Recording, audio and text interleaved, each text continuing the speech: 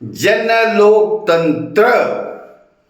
जनलोकतंत्र हा एकमेव रामबाण उपाय असल्याबद्दल सैनिक समाज पार्टीचे राष्ट्रीय अध्यक्ष श्री बलबीर सिंग परमार साहेबांनी मला आता फोन करून यावर लेख लिहिण्याचं सुचवलं आहे.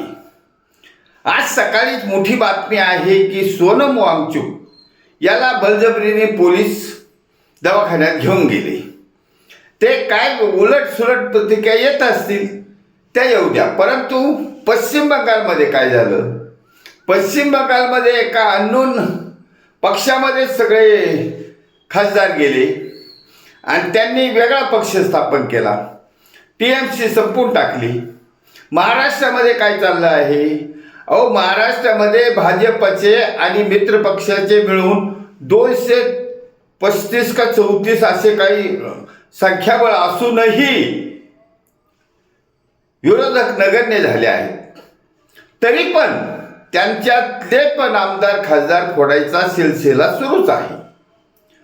जनता हवालदिल झाली, जनता भयभीत झाली. यांचं राजकारण चालू आहे. यांच्या जरी केसेस कोर्टात दाखल झाल्या तरी काही होत नाही, कारण delay in justice is denial of justice हा जो सिद्धांत आहे तो यांना लागू पडतो. यांच्या केसेस जरी कोर्टात चालू असल्या तरी ते आमदार खासदार मंत्री होऊन 5 वर्ष निघूनही जातात. केसेस प्रलंबित पडलेले आहेत. मग ह्या सर्वांचा गोषवारा घेतला असता संसदीय लोकशाहीमध्ये दोष आहेत. संसदीय लोकशाहीमुळेच हा बट्ट्याबोळ चालू आहे आणि संसदीय लोकशाही बदलून जनलोकतंत्राची राज्यनीती आणणं गरजेचं आहे आणि ती सैनिक समाज पार्टीने समाजापुढे ठेवलेली आहे.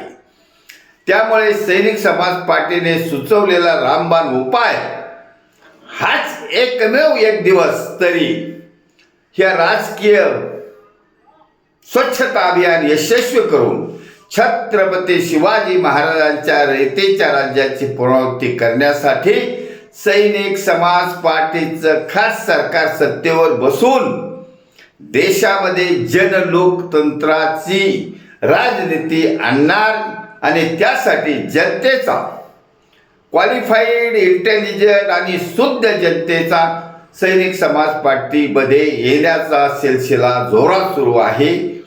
सैनिक समाज पार्टी युग येणार आहे आणि 2029 मध्येच येणार आहे.